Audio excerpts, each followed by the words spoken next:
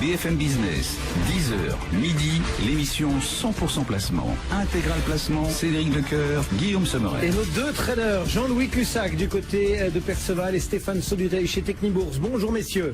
Bonjour tout le monde. Bonjour à tous. Stéphane, on imagine tout le monde a les yeux rivés sur la Fed. Quelle stratégie adoptez-vous alors que l'on consolide dans le bon ordre ?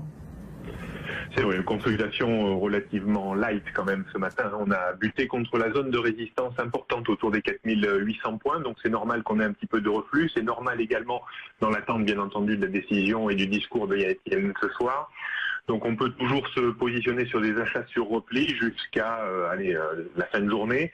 Idéalement, si on pouvait revenir sur 4750, ça serait pas mal pour acheter de façon un peu plus confortable, mais il y a peut-être peu de chance. Donc le niveau le plus proche à l'achat avec un minimum de risque, c'est plutôt 4770 points pour viser les 15-20 points d'écart, pas plus, parce que j'ai pas l'impression qu'on ait la capacité, au moins jusqu'au discours ce soir, de passer au-dessus des 4800-815 points.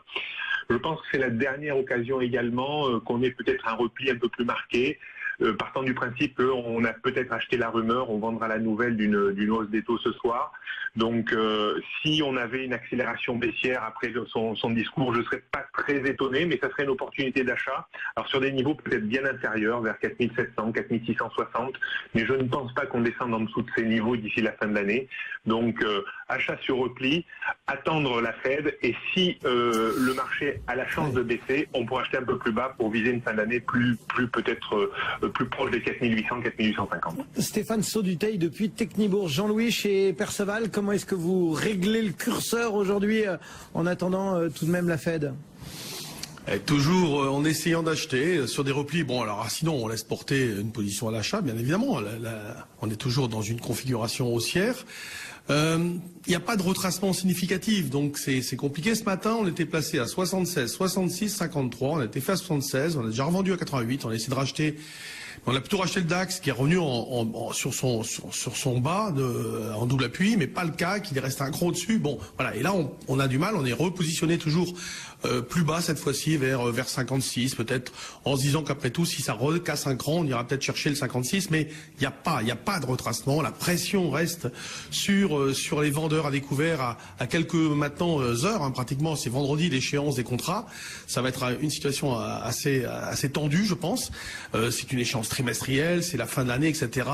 Bon, c'est vrai que ce soir il y a la Fed, mais il n'y a rien qui puisse, si vous voulez, sinon venir perturber le marché. Il n'y a rien dans le pipeline il y a quelques jours.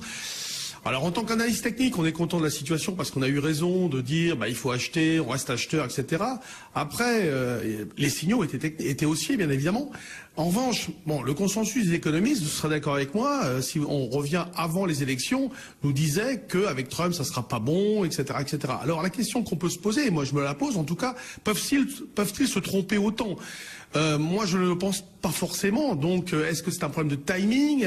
Est-ce que ce sont en plus des problèmes techniques qui font que la bourse monte comme ça ?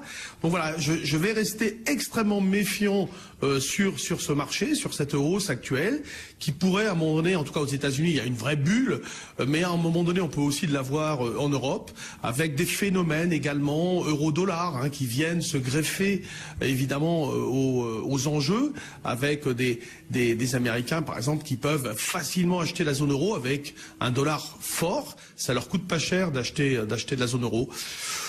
Donc situation avec beaucoup d'artifices, beaucoup de spéculations prises à contre-pied, une échéance dans quelques jours, voilà. Sinon toujours acheteur. Et le retournement, on va dire, l'affirmation de tout cela, c'est 4580. On passerait dans le neutre. Bon, on verra si on peut remonter ce niveau. Il est un peu loin, mais avec l'accélération qu'il y a eu ces derniers temps, difficile de le remonter vraiment tout de suite. Merci beaucoup. Jean-Louis Cussac, donc depuis Perceval, Stéphane Sauduteil chez Technibourse. Tiens Stéphane, on vous retrouve tout à l'heure pour continuer à suivre la séance. Le CAC 40 en attendant est toujours en petite baisse.